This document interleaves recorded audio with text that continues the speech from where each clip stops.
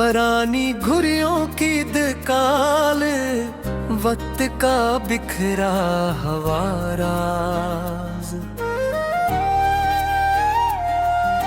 शहर की एक तंग सी गली में एक पुरानी घुड़ियों की दुकान थी।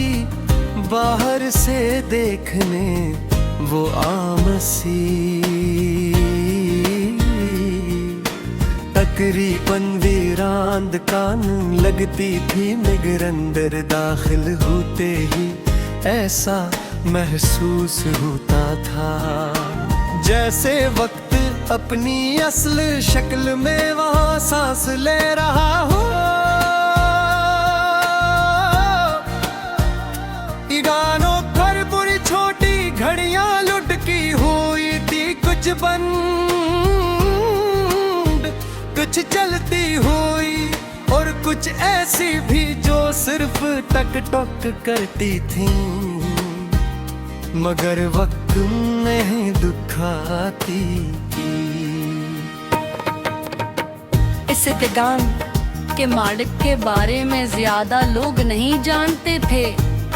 कोई कहता वो पतपोड़ा है, कोई कहता वो हमेशा से 80 उम्र का है, मगर एक बात सब मानते थे, वो घड़ियों को सिर्फ फिट नहीं करता था, वो इन्हीं सुनता भी था।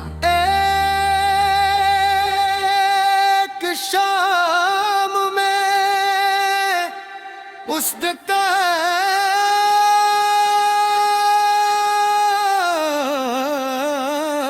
में दाखिल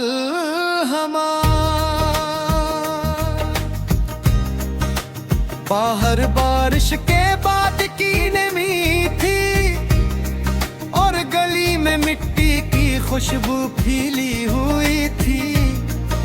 दुकान के अंदर एक हल्की सी जर्द रोशनी जी जल रही कि दीवार पर लटकी। घड़ियां मुख्तलिफ रफ्तार से चल रही थी, जैसे हर घड़ी की अपनी एक अलग दी हो।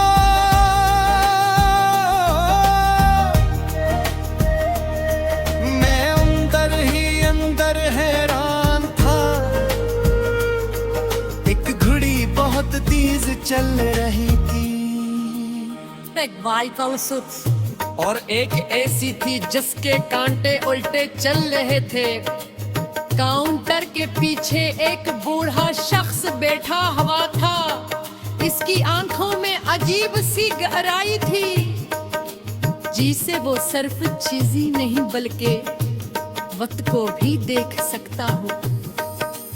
उसने मुझे देखकर हल्की सी मुस्कुराहट दी,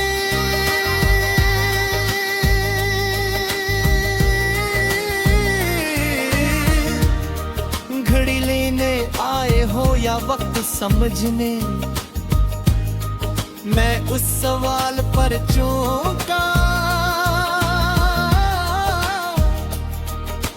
फिर हंसते हुए कहा, शायद दोनों में से कुछ भी नहीं, बस देखने आया हूँ। वो सर हिला कर बोला, देखना भी एक तरह का समझना है।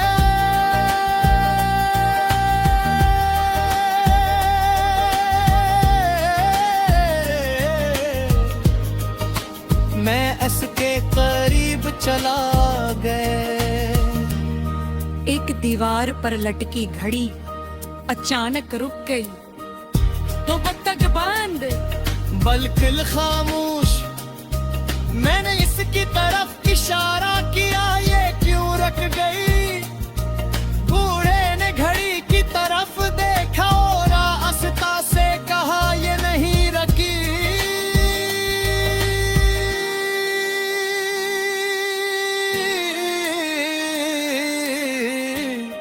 ये थक गई है। मैं हैरान हवा, घड़ियां भी थकती हैं। वो हल्का सा मुस्कुराया।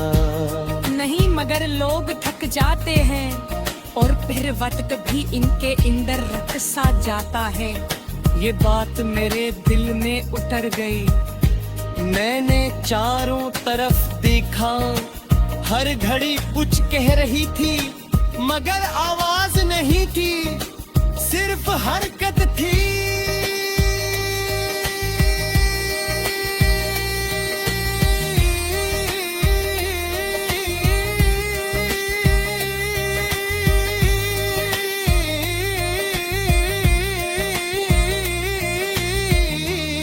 सिर्फ इशारे थे।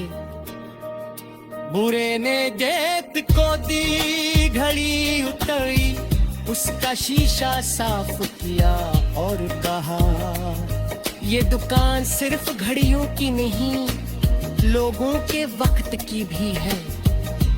मैंने पूछा वो कैसे? वो कुर्सी से उठा और आहिस्ता आहिस्ता चलते हुए बोला, जब कोई उदास होता है तो उसकी घड़ी आहिस्ता चलने लगती है।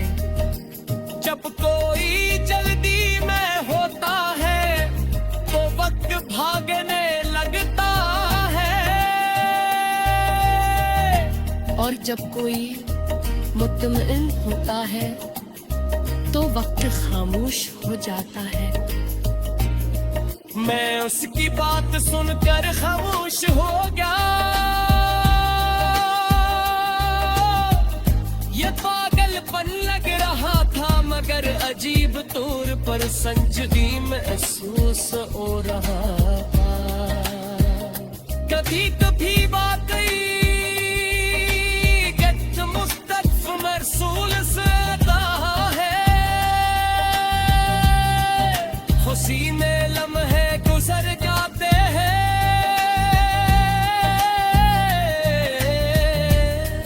दुख में भरी लम्हे गिनने मौजूद है। और रेत बुरी की बार घड़ी की तरफ इशारा किया,